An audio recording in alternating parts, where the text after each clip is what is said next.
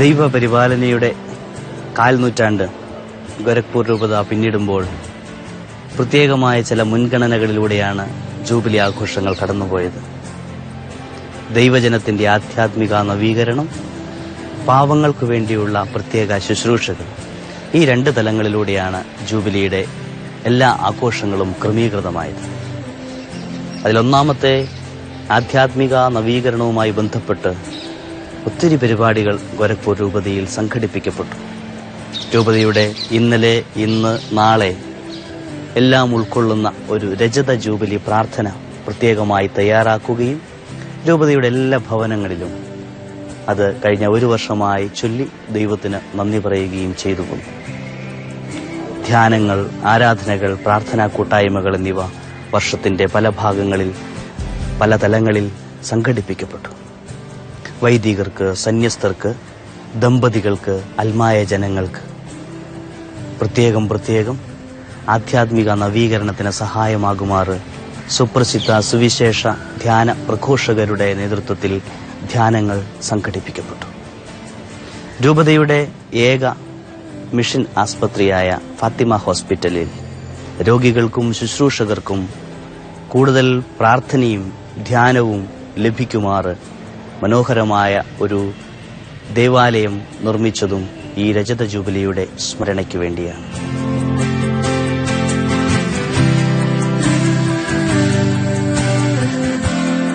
അതോടൊപ്പം തന്നെ കമ്പീർഗഞ്ച് എന്ന ഗോരഖ്പൂരിൽ നിന്ന് 40 കിലോമീറ്റർ അകലെയുള്ള ശാന്തിവനത്തിൽ നിത്യാരാധനയ്ക്കായുള്ള ഒരു ആശ്രമ ചാപ്പലും നിർമ്മിച്ചുകൊണ്ടിരിക്കുകയാണ്. ദൈവത്തിന് നന്ദി പറയുവാനും വ്യത്യസ്തങ്ങളായ ദാനങ്ങളിലൂടെ ഈ രൂപതയെ അനുഗ്രഹിച്ച ദൈവത്തോടുള്ള കൃതജ്ഞത അർപ്പണത്തിനുമായി പ്രത്യേകമായി സമർപ്പിക്കപ്പെട്ട ഒരു വർഷമാണ് ഇപ്പോൾ കടന്നുപോയത്.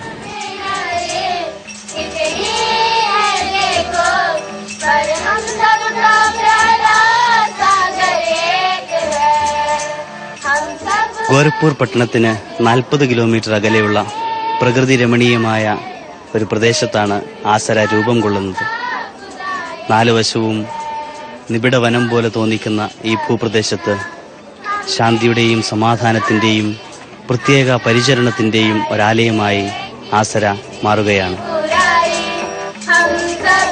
ഉത്തർപ്രദേശിൽ ഗോരഖ്പൂർ എന്ന സ്ഥലത്ത് 1984 ഒരു സീറോ മലബാർ രൂപത രൂപം കൊള്ളുന്നത്. ഇന്ന് രജത ജൂബിലിയുടെ നിറവിലാണ് ഗോരഖ്പൂർ രൂപത. ഏറ്റവും പ്രധാനപ്പെട്ട ആഘോഷ പരിപാടികളിൽ ഒന്നായി രൂപം കൊള്ളുന്ന ഒരു പ്രസ്ഥാനമാണ് ആസര. ബുദ്ധിവൈകല്യമുള്ള, മാനസിക വെല്ലുവിളികൾ നേരിടുന്ന കുട്ടികൾക്ക് വേണ്ടിയുള്ള പ്രത്യേക പരിശീലന കേന്ദ്രം. സമൂഹത്തിന്റെ മുൻധാരയിൽ നിന്ന് ഒറ്റപ്പെട്ടു കഴിയുന്ന ഈ കുട്ടികളെ താമസിപ്പിക്കുവാനും വിദഗ്ധമായ പരിശീലനം നൽകി സമൂഹത്തിന്റെ പ്രധാന ധാരയിലേക്ക് അവരെ കൊണ്ടുവരുവാനും വേണ്ടി ലക്ഷ്യം വെച്ചുകൊണ്ടുള്ള സ്ഥാപനമാണ് ആസര. ഗോരഖ്പൂർ രൂപതയുടെ പ്രഥമ ഇടയൻ ബിഷപ്പ് ഡൊമിനിക് കോക്കട്ട് അദ്ദേഹത്തിന്റെ സ്വപ്നങ്ങളിലൊന്നായി കാത്തുസൂക്ഷിച്ച ഈ ആസരയുടെ ഉദ്ഘാടന ദിവസമാണിന്ന്. അതിന്റെ കൂദാശയും തുടർന്നുള്ള പരിപാടികളുമാണ് നമ്മളിപ്പോൾ കണ്ടുകൊണ്ടിരിക്കുന്നത്.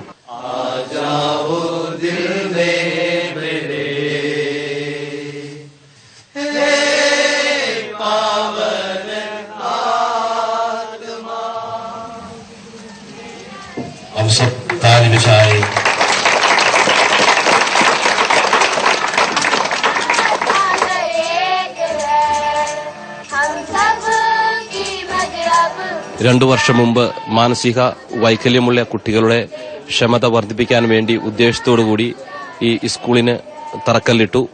ഈ സ്ഥലത്തിലുള്ള പല ഗ്രാമങ്ങളിലെയും കുട്ടികളെ ഇവിടെ കൊണ്ടുവന്ന് താമസിപ്പിച്ച് അവരെ അതിന് ട്രെയിൻ ചെയ്ത് അവരെ സ്വന്തം നിലയിൽ നിൽക്കുവാനായിട്ട് പരിശീലിപ്പിക്കുകയാണ് ഈ സ്കൂളിന്റെ ഉദ്ദേശമായി ഞങ്ങൾ വയ്ക്കുക. അതിനുവേണ്ടി ഇവിടുത്തെ സിസ്റ്റേഴ്സും ഈ സ്ഥലങ്ങളിലുള്ള മറ്റ് നല്ല ആളുകളും ഇതിനെ സഹകരിക്കുകയും സഹായിക്കുകയും ചെയ്യുന്നുണ്ട്.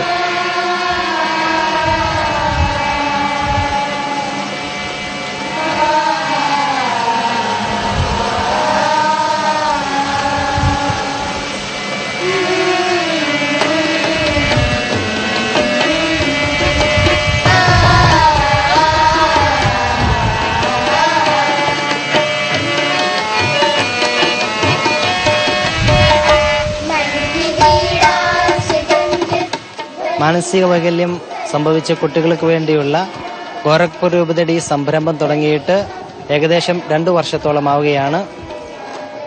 ഇവിടെ ഉത്തർപ്രദേശ് ഗ്രാമങ്ങളിൽ നിന്നുള്ള പാവപ്പെട്ട പെൺകുട്ടികളാണ് പരിശീലനം നേടുന്നത്.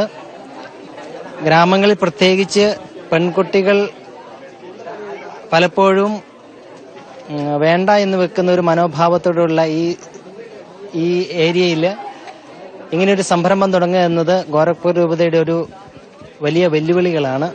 ഇവിടെ സാധാരണ ഞങ്ങൾ ചെയ്യുന്നത് വില്ലേജുകളിൽ പോയി പാവപ്പെട്ട പിള്ളേരെ കണ്ടുപിടിച്ച് അവരെ ഇവിടെ കൊണ്ടുവന്ന് താമസിപ്പിച്ച് അവർക്ക് വേണ്ടിയിട്ടുള്ള എല്ലാ കാര്യങ്ങളും അവരെ പഠിപ്പിച്ചെടുക്കുകയാണ്. പ്രാഥമിക ആവശ്യം മുതൽ വസ്ത്രങ്ങൾ ഇടുവാനും ഭക്ഷണം കഴിക്കുവാനും നടക്കാൻ, പിന്നെ മറ്റുള്ളവരോട് എങ്ങനെ സംസാരിക്കണം, അവരെ എങ്ങനെ ഫേസ് ചെയ്യണം എന്നുള്ള എല്ലാവിധ പ്രക്രിയകളും ഞങ്ങൾ അവരെ പഠിപ്പിച്ചുകൊണ്ടിരിക്കുകയാണ്.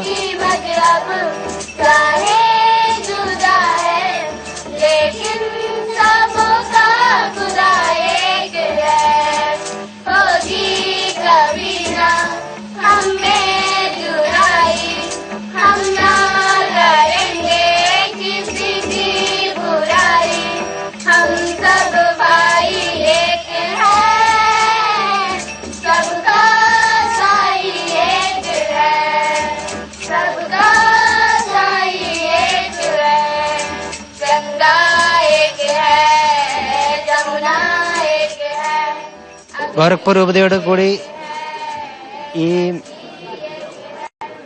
സ്ഥാപനം മുമ്പോട്ട് കൊണ്ടുപോകുന്നതിന് കൽക്കട്ടയിൽ നിന്നുള്ള സിസ്റ്റേഴ്സ് ഓഫ് ചാരിറ്റി ആണ് ഞങ്ങളെ സഹായിച്ചുകൊണ്ടിരിക്കുന്നത്. ഇപ്പോഴിവിടെ സഹായത്തിനായിട്ട് ട്രെയിൻഡ് ചെയ്ത ഒരു ടീച്ചറും 3 ഡൊമസ്റ്റിക് ഹെൽപ്പേഴ്സുമുണ്ട്.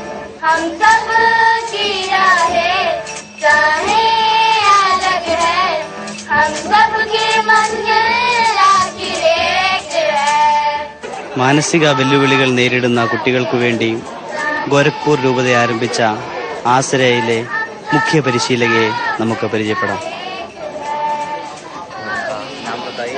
श्रीमती सविता जोशी, मैं गोरखपुर से हूँ और यहाँ पे स्पेशल एजुकेटर के रूप में मैं यहाँ पे 1 साल से काम कर रही हूँ. यहाँ पे बच्चे जैसे मंदबुद्धि बच्चे हैं तो इनको मंदबुद्धि हम लोग नहीं कह के स्पेशल बच्चे कहते हैं. इनमें कैटेगरी होती है 4 प्रकार की, तो उन कैटेगरी को अलग अलग निकाल करके हम उनको उसके अकॉर्डिंग ट्रेनिंग देते हैं.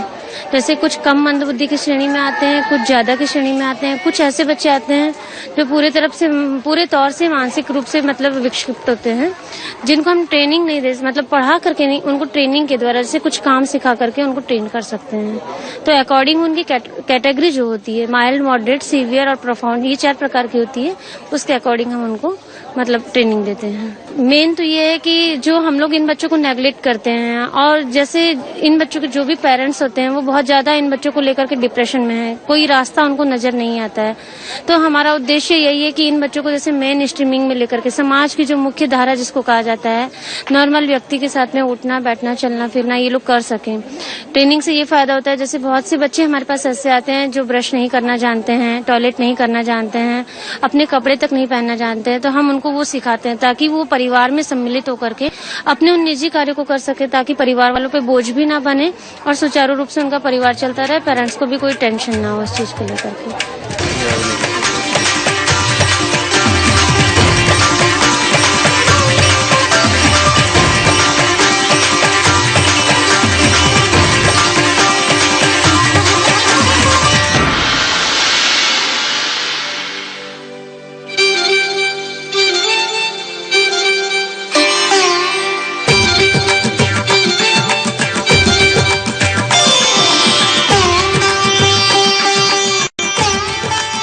ഇതൊരു പുതിയ അനുഭവമാണിത്. ആദ്യമായിട്ടാണ് ഇങ്ങനെ ഒരു സിറ്റുവേഷനിൽ, ഇങ്ങനെ ഒരു പരിസ്ഥിതിയിൽ എത്തിയത്. ഇവിടെ വന്നിരിക്കുന്ന പിള്ളേരെ അവരുടെ എല്ലാ രീതികളും എല്ലാം പഠിച്ചറിഞ്ഞ് അവർക്ക് വേണ്ടി സേവനം ചെയ്യാനാണ്. അവർ രാവിലെ 5:30 അവർ എണീറ്റ് അവരുടെ ക്രമങ്ങളൊക്കെ കഴിഞ്ഞ് പിന്നെ രാവിലെ 9 മണി മുതൽ 10 മണി വരെ അവർക്ക് എക്സർസൈസ് ഫിസിക്കൽ എക്സർസൈസ് ഉണ്ട്. 10 മണി കഴിയുമ്പോൾ പിന്നെ 12 മണി വരെ അവർക്ക് റെഗുലർ ക്ലാസ്സസ് ആണ് നടന്നുകൊണ്ടിരിക്കുന്നത്.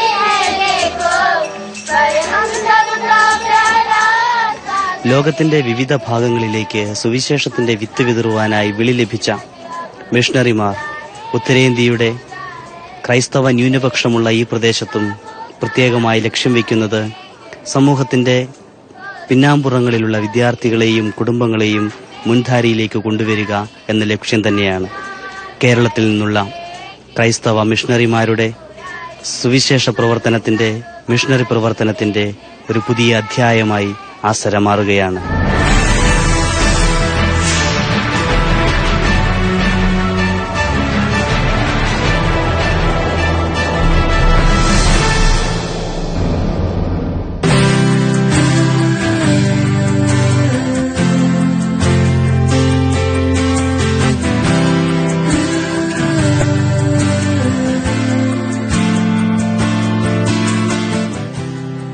സൗഖ്യ ശുശ്രൂഷ ക്രൈസ്തവ മിഷണറി പ്രവർത്തനത്തിന്റെ അവിഭാജ്യമായ ഘടകങ്ങളിലൊന്നാണ്. ക്രിസ്തുവിന്റെ സന്ദേശം ശിരസാവഹിച്ചുകൊണ്ട് ലോകത്തിന്റെ വിവിധ ഭാഗങ്ങളിലേക്ക് പോയ ശിഷ്യന്മാർ കാലാകാലങ്ങളായി ആ ശുശ്രൂഷ നടത്തുകയും അടുത്ത തലമുറയെ ഏൽപ്പിച്ചു പോരുകയും ചെയ്യുന്നു. ഉത്തരേന്ത്യൻ മണ്ണിലെ സുവിശേഷ പ്രവർത്തനത്തിന് നിയതമായ രൂപവും ഭാവവും നൽകിയ ഗോരഖ്പൂർ രൂപത ഈ നാട്ടിലെ പാവപ്പെട്ട ആളുകൾക്ക് പ്രാർത്ഥനയിലൂടെയും ചികിത്സയിലൂടെയും സൗഖ്യത്തിന്റെ അനുഭവം പകർന്നു നൽകുവാനായി 1.5 പതിറ്റാണ്ട് മുൻപ് ആരംഭിച്ച ഫാത്തിമ മിഷൻ ഹോസ്പിറ്റലിന്റെ മുമ്പിലാണ് നമ്മളിപ്പോൾ ആയിരിക്കുന്നത്.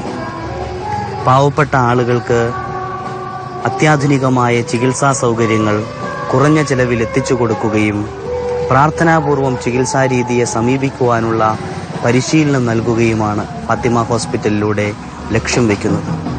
നാളിതുവരെ വളരെ ഭംഗിയായി ഈ ശുശ്രൂഷ നിർവഹിക്കപ്പെട്ടു പോരുന്നു. പ്രാർത്ഥനയുടെ അനുഭവവും ചികിത്സാ രീതിയെ ആത്മീയമായ കണ്ണിലൂടെ നോക്കിക്കാണുവാനും ഇവിടുത്തെ രോഗികൾക്കും ശുശ്രൂഷകർക്കും ഒരുപോലെ സാധിക്കുമാറ് മനോഹരമായ ദേവാലയത്തിന്റെ പ്രതിഷ്ഠാ ദിനത്തിലാണ് നമ്മളിപ്പോൾ ആയിരിക്കുന്നത്. സുവിശേഷ പ്രവർത്തനത്തിന്റെ 25 വർഷങ്ങൾ പിന്നിടുന്ന ഗോരഖ്പൂർ രൂപത രജത ജൂബിലി ആഘോഷങ്ങളുടെ അടയാളമായിട്ടാണ് മനോഹരമായ ഈ ദേവാലയം സ്ഥാപിക്കുകയും അതിന്റെ ശുശ്രൂഷകർമ്മം നിർവഹിക്കുകയും ചെയ്തിട്ടുള്ളത്.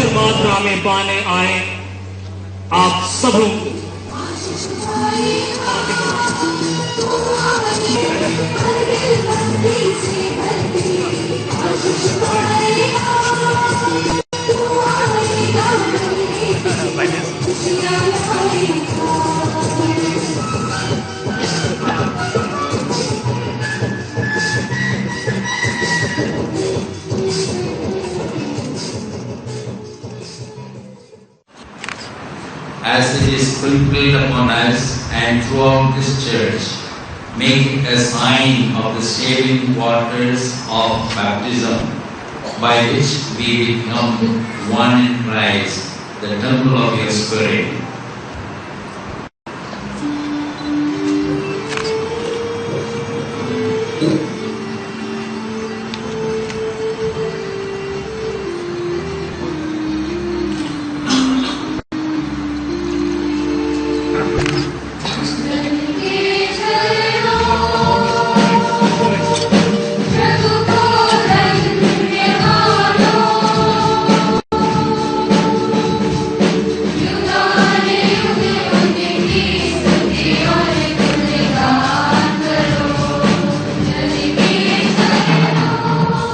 ഉത്തരേന്ത്യയുടെ പ്രത്യേകമായ സാംസ്കാരിക പശ്ചാത്തലവും ക്രൈസ്തവ പാരമ്പര്യത്തിന്റെ അടയാളങ്ങളും കോർത്തിണക്കിയാണ് ഈ ദേവാലയം രൂപകൽപ്പന ചെയ്തിട്ടുള്ളത്.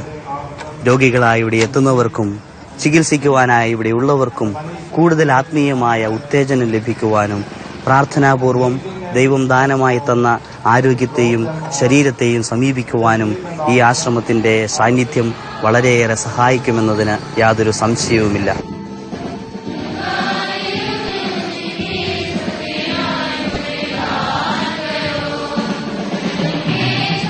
ഉത്തർപ്രദേശിലെ ഗോരഖ്പൂർ രൂപതയുടെ രജത ജൂബിലി ആഘോഷങ്ങളോടനുബന്ധിച്ച് ഫാത്തിമ മിഷൻ ഹോസ്പിറ്റലിൽ ഒരു മനോഹരമായ ദേവാലയത്തിന്റെ ആശീർവാദ കർമ്മം ഗ്രേഷ്യൻ മുണ്ടാടൻ പിതാവ് വഴി നടത്തുകയുണ്ടായി. ആ ആശുപത്രിയിൽ ഏതാണ്ട് 12 വർഷത്തോളം സേവനം ചെയ്യുവാനായിട്ട് എനിക്ക് ഭാഗ്യം ലഭിച്ചു.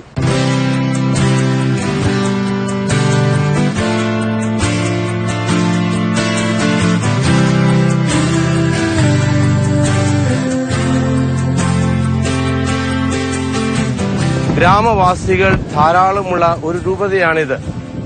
ഗ്രാമത്തിൽ ചികിത്സാ സൗകര്യം വളരെ ദൗർലഭ്യമാണ്.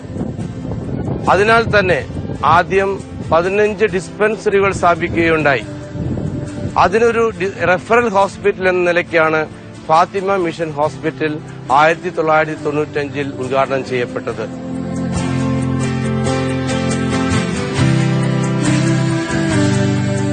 ഇവിടെ ആദ്യം 20 ബെഡോടുകൂടി സ്ഥാപിച്ച ആശുപത്രി അതിനുശേഷം 50 ബെഡായി, അതിനുശേഷം 100 ബെഡായി, ഇപ്പോൾ 120 ബെഡിന്റെ ഒരു ആശുപത്രിയാണ്. ഈ ആശുപത്രിയിൽ ആദ്യം ഒരു ഡോക്ടറോട് തുടങ്ങി, പക്ഷേ ഇപ്പോൾ ഞങ്ങൾക്ക് 20 ഡോക്ടേഴ്സ് ഞങ്ങളോടൊപ്പം ജോലി ചെയ്യുന്നു. അതോടൊപ്പം സ്റ്റാഫും ഏകദേശം 150 തൊട്ട് 200 വരെ ജോലിക്കാർ ജോലി ചെയ്യുന്ന ആശുപത്രിയാണിത്. ധാരാളം രോഗികൾ നേപ്പാളിൽ നിന്നും ബീഹാറിൽ നിന്നും വളരെ ദൂരെ ഗ്രാമങ്ങളിൽ നിന്നും വന്ന് ഇവിടെ ഞങ്ങളുടെ സേവനം സ്വീകരിക്കുന്നു. കർത്താവായ യേശുക്രിസ്തുവിന്റെ ആ സേവന മനോഭാവത്തോടുകൂടി ജോലി ചെയ്യുന്ന ഡോക്ടേഴ്സും നമ്മളുടെ നാട്ടിൽ പുറത്തുനിന്നുള്ള സിസ്റ്റേഴ്സും അതുപോലെ തന്നെ ഇവിടുത്തെ ആൾക്കാരും എല്ലാവരും ഒത്തൊരുമിച്ച് ആ കൂട്ടായ്മയിൽ ഈ ദൈവിക ശുശ്രൂഷ ഞങ്ങളാണ് ചെയ്യുന്നത്. ഞങ്ങളുടെ ഈ ആശുപത്രിയോടനുബന്ധിച്ച് ധാരാളം ഔട്ട്ഡോർ പ്രോഗ്രാംസ് ഉണ്ട്. ഔട്ട്ഡോർ പ്രോഗ്രാംസിൽ നമ്മളുടെ വണ്ടിയുമായി മൊബൈൽ വാനുകളുമായി ഗ്രാമങ്ങളിൽ പോയി സിസ്റ്റേഴ്സും മറ്റ് ജോലിക്കാരും ഗ്രാമങ്ങളിൽ പോയി ആൾക്കാരെ അവരുടെ സ്ഥലങ്ങളിലെത്തി അവരുടെ അസുഖങ്ങൾ മനസ്സിലാക്കി അവർക്ക് മരുന്നുകൾ കൊടുക്കുന്നു. അതിനുശേഷം മരുന്ന് കൊടുത്തിട്ടും ഭേദപ്പെടാത്ത രോഗികളെ അവിടെ നിന്ന് ഞങ്ങൾ ആശുപത്രിയിലേക്ക് വണ്ടി ട്രാൻസ്ഫർ ചെയ്യുന്നു. അങ്ങനെയുള്ള പല പല രീതിയിലുള്ള ക്യാമ്പുകൾ കണ്ണിന് വേണ്ടിയായിട്ടും കാറ്ററാക്ട് സർജറിക്ക് വേണ്ടിയായിട്ടും അതുപോലെ തന്നെ ENT അല്ലെങ്കിൽ ഓർത്തോ അതുപോലെ തന്നെ ഗൈനി പ്രോബ്ലമുള്ള എല്ലാവർക്കും പല രീതിയിലുള്ള ആൾക്കാർക്ക് വേണ്ടി സേവനം ഇതുപോലെ ഔട്ട്ഡോർ യൂണിറ്റ് വഴി ചെയ്യുന്നു. ഞങ്ങളുടെ ഒപ്താൽമിക് സർജറി കാറ്ററാക്ട് സർജറി വഴി ഈ തിമിരത്തിന്റെ ശുശ്രൂഷയ്ക്ക് വേണ്ടി ഞങ്ങൾ 500ഓളം സർജറി ഒരു മാസം ചെയ്യുന്നുണ്ട്. അത് ഒരുമിക്കത് ഞങ്ങളുടെ ആശുപത്രിയിൽ വരുന്ന രോഗികളെല്ലാവരും മിഡിൽ ക്ലാസ്സിലുള്ള ആൾക്കാരും ലോവർ മിഡിൽ ക്ലാസ്സും ആൾക്കാരും. പ്രത്യേകിച്ച് ഞങ്ങളുടെ ശ്രദ്ധയും അവർക്ക് വേണ്ടിയാണ്. നമ്മുടെ ഹോസ്പിറ്റലിന്റെ മോട്ടോയും ലൈഫ് ഇൻ ഇറ്റ്സ് ഫുൾനെസ്, യോഹന്നാന്റെ സുവിശേഷം 10-ാം വാക്യം, അതാണ് ഞങ്ങളുടെ ആശുപത്രിയുടെ മോട്ടോ. ഈ ആശുപത്രി തുടങ്ങാനുള്ള വേറെ ഒരു ഇൻസ്പിറേഷൻ ഞങ്ങൾക്ക് കിട്ടിയത് ഞങ്ങളുടെ തന്നെയായിട്ടുള്ള ഒരു ബഹുമാനപ്പെട്ട വൈദികൻ, ഒരു CST വൈദികൻ ഈ ഒരു നല്ല സേവനം ശുശ്രൂഷ കിട്ടാതെ മരിച്ചു, ദൈവത്തിൽ നിദ്ര പ്രാപിച്ചു. അപ്പൊ അതുകൊണ്ട് അതല്ല ഞങ്ങൾക്കൊരു ഐ ഓപ്പണിംഗ് ആയിരുന്നു. ഒരു ആശുപത്രി തുടങ്ങണം, ഇവിടുത്തെ ജനങ്ങൾക്ക് വേണ്ടി, ഇവിടുത്തെ ജനങ്ങൾക്കിടെ ആരോഗ്യത്തിന് വേണ്ടി നല്ല ആശുപത്രി തുടങ്ങണം. അതുപോലെ തന്നെ നമ്മുടെ കർത്താവിന്റെ ആ ശുശ്രൂഷ ഞങ്ങൾക്ക് മറ്റുള്ളവർക്ക് പറഞ്ഞു കൊടുക്കാൻ സാധിക്കും. അതിനുവേണ്ടിയാണ് ഞങ്ങൾ ആശുപത്രി തുടങ്ങിയത്. അതുപോലെ തന്നെ പല രീതിയിലുള്ള പ്രോഗ്രാംസ് ഇപ്പോൾ നടന്നുകൊണ്ടിരിക്കുന്നു. ഞങ്ങളുടെ എല്ലാവരുടെയും ദൈവത്തിന്റെ പരിപാലനയുണ്ടെങ്കിൽ ഞങ്ങൾ എല്ലാവരും ഇതുപോലെ ആശുപത്രി ഒരു 300 ബെഡിന്റെ ഒരു ആശുപത്രിയാക്കാനാണ് ഞങ്ങളുടെ താല്പര്യം. അതോടൊപ്പം 50 ബെഡിന്റെ ICUയും അതോടനുബന്ധിച്ച് ഒരു നഴ്സിംഗ് സ്കൂളും ഇതെല്ലാം ആരംഭിക്കാനായിട്ടുള്ള അതാണ് ഞങ്ങളുടെ ഭാവിയിലേക്കുള്ള പ്രോഗ്രാംസ്. ഇതിനുവേണ്ടി കർത്താവിന്റെ പരിപാലനയുണ്ടെങ്കിൽ, കൃപയുണ്ടെങ്കിൽ ഇതെല്ലാം ചെയ്യാം. എല്ലാവരുടെയും സഹകരണമുണ്ടെങ്കിൽ ചെയ്യാമെന്ന് ഞങ്ങൾ ആഗ്രഹിക്കുന്നു.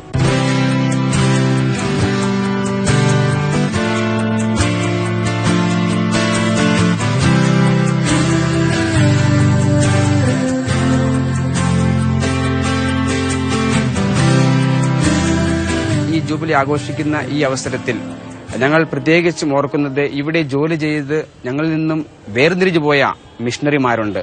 പ്രത്യേകിച്ച് 2 വൈദികർ ഞങ്ങൾ രൂപതയിൽ നിന്ന് വേർതിരിച്ചു പോയി. കർത്താവിൽ നിദ്ര പ്രാപിച്ചവരുണ്ട്. അവർക്ക് വേണ്ടി അവരെ ഓർക്കുകയും സ്മരിക്കുകയും ചെയ്യുന്ന ഈ അവസരത്തിൽ. അതുപോലെ തന്നെ ഞങ്ങളുടെ ഈ രൂപതയെ കെട്ടിപ്പടുത്തുവാൻ വേണ്ടി ഞങ്ങൾക്ക് ധാരാളം സേവനം ചെയ്തത് ഞങ്ങളുടെ ആദ്യത്തെ പ്രഥമ മെത്രാനായ ഡൊമിനിക് പിതാവാണ്. പിതാവിന്റെ നേതൃത്വത്തിൽ പല വിദ്യാഭ്യാസ സ്ഥാപനങ്ങളും പലവിധ സാമൂഹിക പ്രവർത്തനങ്ങളും അതുപോലെ തന്നെ ആതുര സേവനത്തിന് വേണ്ടിയുള്ള ആശുപത്രിയും പ്രാഥമിക ചികിത്സാ കേന്ദ്രങ്ങളും അങ്ങനെ പല രീതിയിലുള്ള വികസനം സംഭവിക്കുക. സമഗ്രമായ വികസനത്തിന് വേണ്ടി യാണ് ഈ രൂപത എപ്പോഴും കൊണ്ടിട്ടുള്ളത്.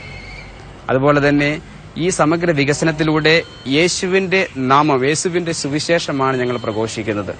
ആ യേശുവിന്റെ സുവിശേഷം പ്രഘോഷിക്കുന്നത് ഈ അക്രൈസ്തവരായ എല്ലാവർക്കും പല രീതിയിലൂടെയാണ്. ഡയറക്റ്റ് ആയിട്ടുള്ള ഒരു ഇവാഞ്ചലൈസേഷൻ അല്ലെങ്കിലും പല രീതിയിലൂടെയും ഞങ്ങൾ ആളുകൾക്ക്, ഈ നാട്ടിലെ ജനങ്ങൾക്ക്, അക്രൈസ്തവരായ ജനങ്ങൾക്ക് യേശു ആരാണെന്ന്, യേശുവിന്റെ സന്ദേശം എന്താണെന്ന് ഞങ്ങൾ മനസ്സിലാക്കി കൊടുക്കുന്നുണ്ട്.